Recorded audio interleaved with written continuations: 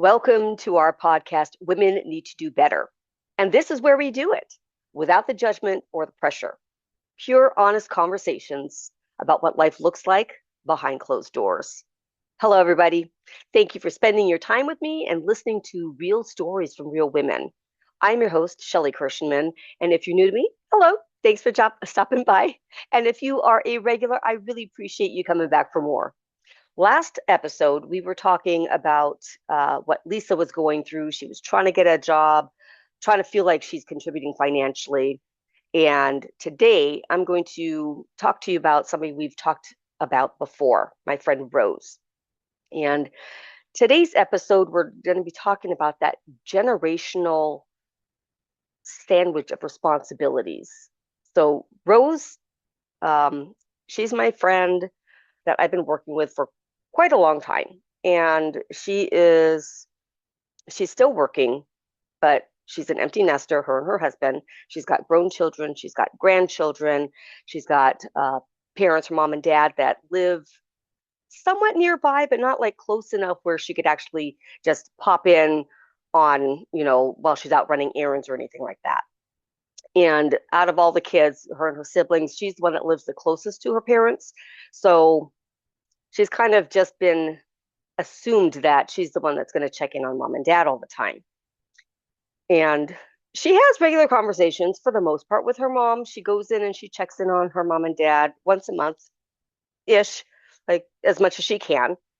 And when she has her conversations with her mom, and she loves these conversations, and it makes me smile. But when she talks to her mom, when her mom calls or she calls her mom, it's one of those conversations that isn't going to be a quick, hey, let me talk to you while I'm making dinner, or, it's one of those where she and her mom have like deep conversations and they just catch up on life. And usually it's, an hour or so. I don't know if you guys have ever had conversations like that with people that you just really enjoy. And so when she was talking about this one particular, I don't want to call it an incident necessarily, but so she reached out to me. We set up a schedule to talk, and she was telling me that the last time that she had talked to her mom, just it was fine, but just something kind of felt off. And she couldn't quite put her finger on it. And so we kind of talked about, well, how old is your mom? How's her health doing? How's your dad doing? They still live on their own, so they're still independent.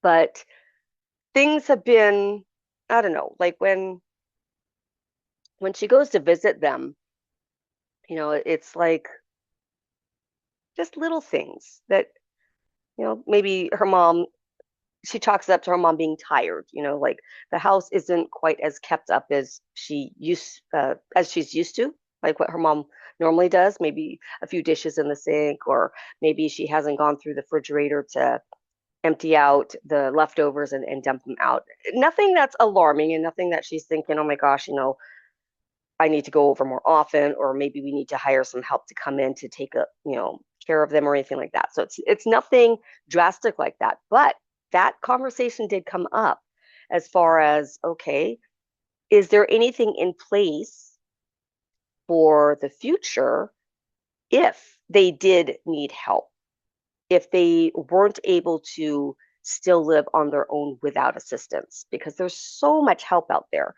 and it looks different depending on your circumstance. And so we talked a little bit about that, which, that brings up another thing. So we were talking about the different issues, from how often do you check in with your parents? And what does check-ins look like? Is that actually driving to them to see them and visit them in person? Is a phone call okay? Is there anything in place if there was an emergency? A lot of times and even like for myself and my husband, when we go to the doctor, depending on what it's for, they seem to want to make sure that you have like a health directive on file. And if you don't know what that is, it's something that you definitely want to Google search, research that.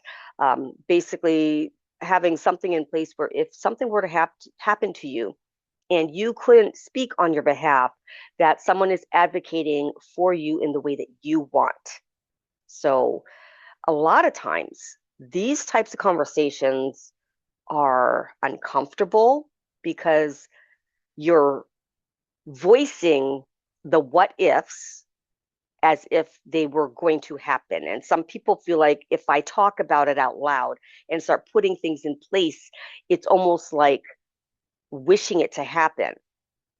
And other people avoid it so long that they end up stuck in that position. Now it's like, well, crap, I didn't have that conversation with my mom or dad. I don't know what they would have wanted me to do. And now there's that stress and the guilt of what if I do it wrong? What if, God forbid, my mom were to be in a coma and then I don't know what she wanted. And so then I make a decision and she comes out of the coma and then she's mad at me because I didn't do the thing that she would have wanted me to do. I mean, that's an extreme situation, an extreme example, but that's what I'm saying is that these are conversations we need to have with our loved ones. And especially if you are in Rose's position where you have aging parents, but you also have maybe kids that you're taking care of or raising or grandkids that you're raising, you do feel that pressure and that strain from so many different angles because you're trying to manage three generations basically. It's your parents and then your life and then your children's life. Well, I guess four, and then your grandkids. So there's a lot that can be on our plates at a time. And so what we tend to do when we have so many things to deal with is we prioritize. It's how we're wired, right? And so we put off these conversations because the timing just isn't right. And Rose was putting off that conversation with her mom, even though something felt a little off. It wasn't stark in your face, like, okay, there's something going on. I need to go up and visit her kind of conversations. But they had that conversation, her and both of her parents, about one of these days, right? When I come to visit, let's sit down and get the paperwork written out so we have it in writing what's to happen if XYZ happens. So whether it is extreme accident happens, they're now in the hospital, they can't speak for themselves, what to do, or minor, where dementia, Alzheimer's, aging problems are a real thing. And we don't want to think about it, especially when we're talking about our parents, because like Rose has this image of her mom, this strong woman that did so much, that gave so much. And part of that, Rose can see herself in her mom. And that's another layer right there. As far as, have you ever looked at your mom and saw yourself in her and then looked at her life and was like, man, am I going to end up like that? Where is my life going? And sometimes when we're in that age where your kids are already grown, but you're not quite retirement age, we reflect back on our lives like, okay, now we've done the whole child raising thing and now we get to enjoy the grandkids, but what have I done with my life? Is this all there is? And looking at my mom, is that what I have to look forward to? And Rose was thinking these things, and there's a little bit of guilt because, and she knows her mom wants better life for her than she had, right? Her mom sacrificed so much for her kids, for her family, for her friends, for everyone that she loves. And I think a lot of us do that. We keep telling ourselves that, okay, we will do it once when that time never seems to come. We'll do it tomorrow. We'll do it when everything settles down, when the kids are out of the house, when we finally get that promotion, when we have the enough savings in our accounts, when we land that good job, when we retire. Like the list goes on and on. And we're always waiting for that next thing. And we will prioritize ourselves once something else happens. And when does that happen? I talk with that about that with Rose all the time and a lot of my other clients. We put our lives on hold and we keep telling ourselves it's going to happen, but our life seems to pass us by. And that's one of the things that Rose and I were talking about when she was thinking about her mom. And it feels a little bit wrong to to feel like I don't want what my mom has. It's almost like we're ungrateful. And Rose totally appreciates her mom. She loves the life that she was able to have and the things that she learned from her mom, but she doesn't want that to be it. She doesn't want to just chalk that up to, okay, that's just, I don't know what, just coasting through life. And I don't know about you, but Rose has some dreams. She's got aspirations. She's got goals. She's got her bucket list. There's things that she wants to do that she keeps putting on hold because all these other things keep popping up. And her mom is one of them. And there comes that guilt. Like, I know I got to make that trip out to go see my mom, but I've got so many different things going on. And she definitely makes that a priority. Like I said, she visits her mom at least once a month. Sometimes it's a month and a half, but she goes in often enough. And so conversations in our heads, why am I the only sibling that's handling mom and dad? Why am I always the responsible one? When does it get to be my turn to do the things that I want to do? And when we think about the needs of our aging parents, we can't help but reflect on our own lives and kind of gauge where are we at now? Like, where am I at in my life right now? That's a conversation I had with Rose, as far as things that she had meant to have done by the time she was this age. Do you have that? Do you have this list of what you imagined your life would be like, and all of a sudden you blink and you're whatever age you are? Because it happens for a lot of us. And then when we think back and reflect, okay, so where were we at? Okay, do I regret it? No, I don't regret it. She raised the kids how she wanted. She gave everything she possibly could to give her children the best upbringing that she could. And that's what her mom did. So then she starts reflecting forward. Where's my mom at? Where's my dad at? Is that going to be me and my husband when we're their age? Are my kids going to take care of me? Do I have something in place so that they don't have to have the worries that I have right now about my parents? Those are all valid conversations and things that we do need to take seriously. And so I told Rose, okay, well, there are so many things on your plate. And there's definitely a concern about your parents and your mom in particular. So why don't you just call her? Why doesn't she just call her? Seems simple enough. And she said, I want to. I really wanted to call my mom, but I never really got a time because when I talk to my mom, I really want to have a presence with that conversation. I don't want to be distracted. I don't want to be, half listening to a show with my husband and trying to talk to my mom. I don't want to have to be trying to get my chores done, doing laundry, making dinner, figuring out the grocery list while talking to my mom. Like, I want to be present for my mom. And I love that about her. And that's something that we don't always do in our lives. And it made me think about a lot of the women I talk to, the stories that I hear. How many of us are actually present while we are living? Like, think about your day today when you started your morning and all the things that you're trying to get done by the end of the day, conversations that you've had with other people, or moments that you had where you were doing something. Were you in that moment doing just that one thing?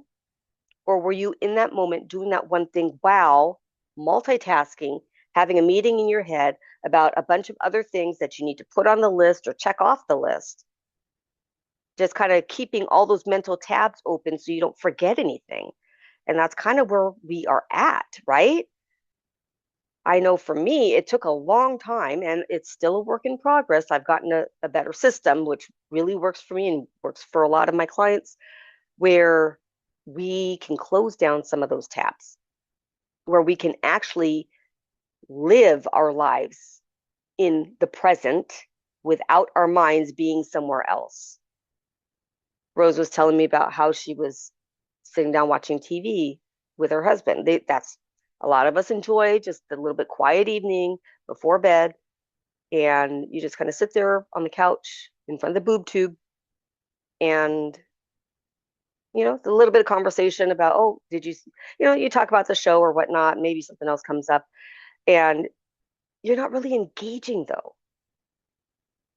Like I used to do that. Rose tells me, like, you're watching the TV, but then you're scrolling on your phone, and then you're also thinking about what did you do today and what didn't get done, what needs to be done tomorrow. Maybe you're thinking about the meal prep for the whole week and what do I need to get from the groceries? Oh, shoots, what's in the refrigerator? What's in the freezer? Maybe I need to make some of that because we haven't used that up yet and it's going to go bad. And oh, wait, shoot, I forgot that I still need to wash some laundry because I know the bedding didn't get done yet, but oh, shoot, I also didn't clean out the fridge with whatever is left over in there. Not that reminds me, I need, like that's what happens. We just have this list that goes on and on. And a lot of times that list, it gets added on as we are doing our routine. I know for me, it'd be I'm in the kitchen, I see, oh, recycle needs to be taken out. On my way to the recycle, I notice, oh, the trash needs to be taken out. Oh, I forgot to put the clothes in the dryer. And then, it's like visually you see all the other things that haven't been done that need to get done and trying to track it all. That's that mental load. It's another list. And so, how do you fit in mom and dad when you've got days like that? And that's what Rose's problem was, is that she wants to have the conversation with her mom. She wants to go visit. She'll put it on the calendar so that way it's set. And it's a non negotiable because in our daily lives, we have certain priorities that have to be non negotiable. And her parents are one of those things. But the phone call is not the same as an in-person visit. So when her mom calls or she calls her mom, she wants that undivided attention so she can really get into whatever it is that they need to talk about. And I love that. I love that for her. I hope you guys have that too. But what do you do when something's bugging you? Like Rose was avoiding that phone call to her mom for a reason, but she just couldn't quite figure it out what that reason was. And maybe that's for you. There's a conversation that you're avoiding because it's heavy.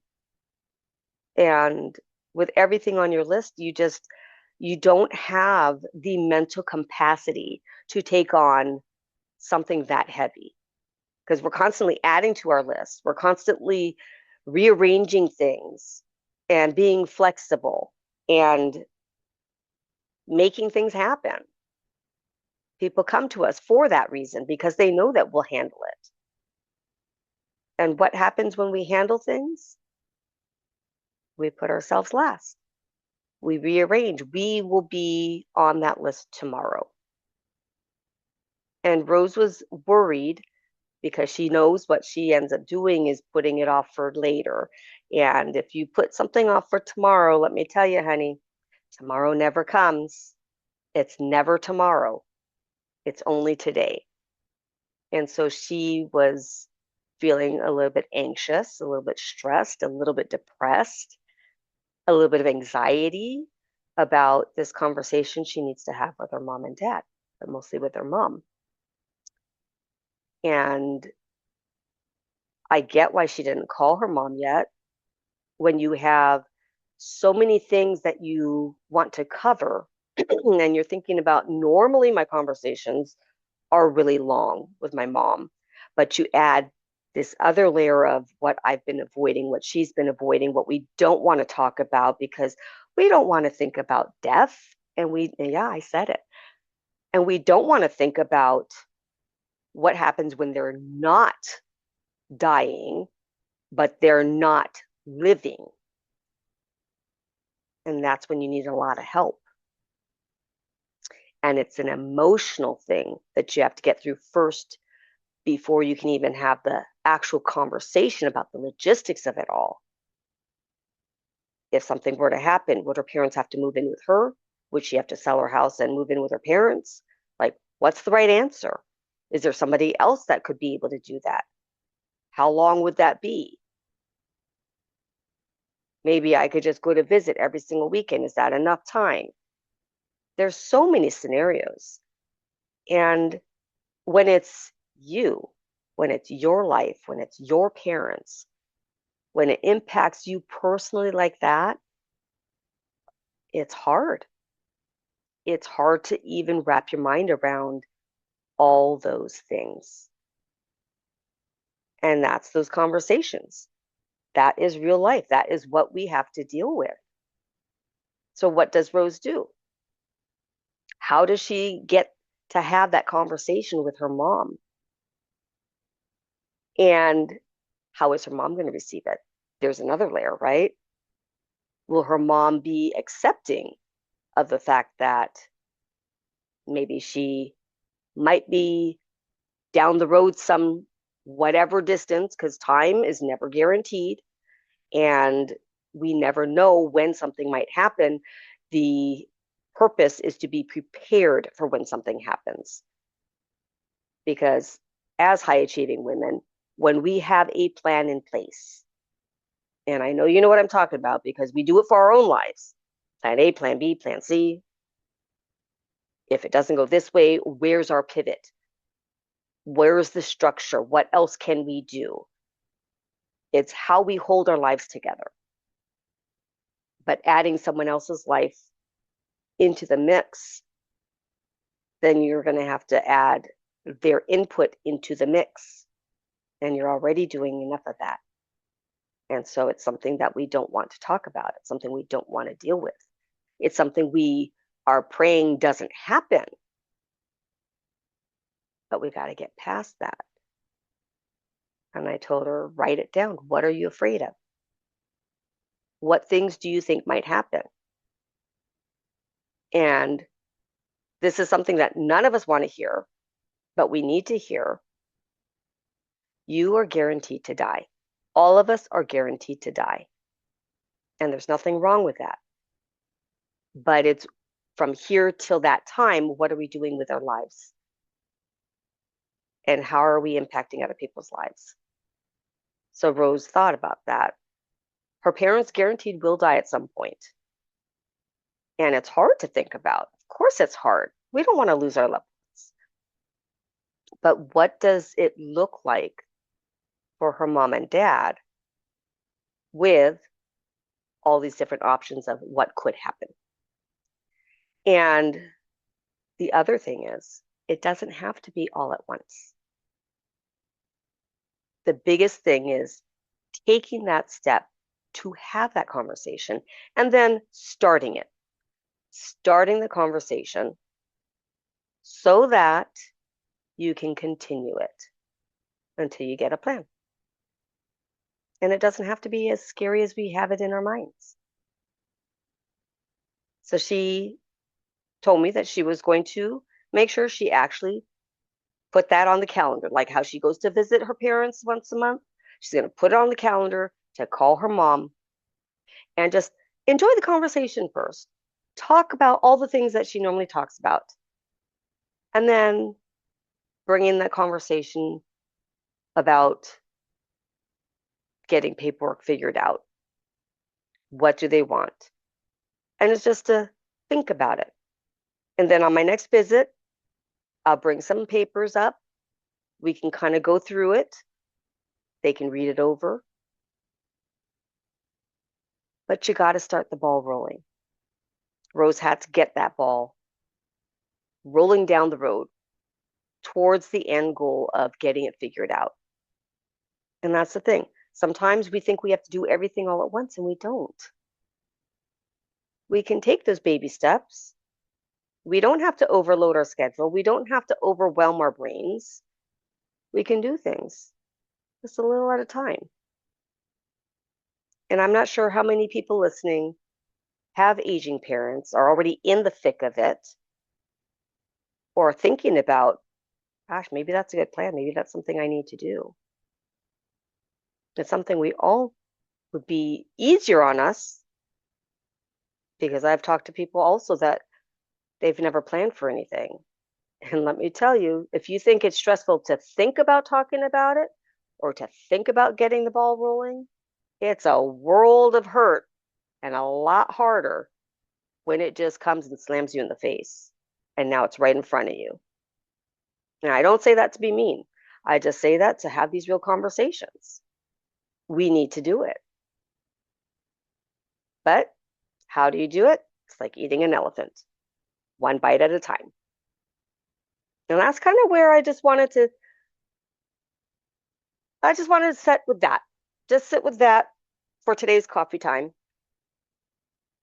And just think about, what are you avoiding? What hard conversations are you avoiding in your life?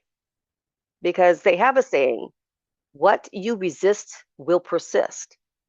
And so it's about figuring out how to get over that hump, how to get over that initial knee-jerk reaction that you don't want to do something. And I'll bring her back again. I'll tell you how things went with her mom and her dad and planning and stuff like that, because this is what the podcast is all about.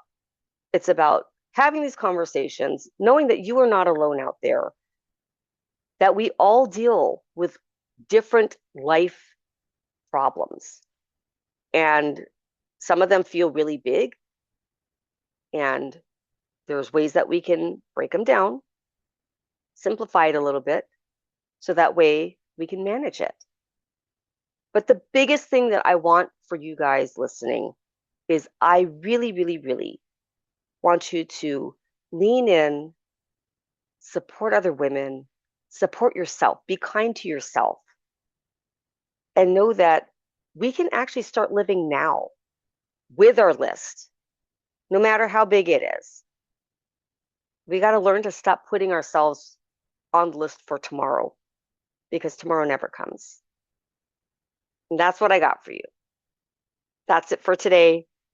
If these women's lives inspire you, their stories or something that you can relate to, or maybe you know somebody that can relate to it as well, I would love for you to share my episodes with them. Subscribe to my podcast, leave me a comment, because women, we all need to do better, and we do that by lifting each other up.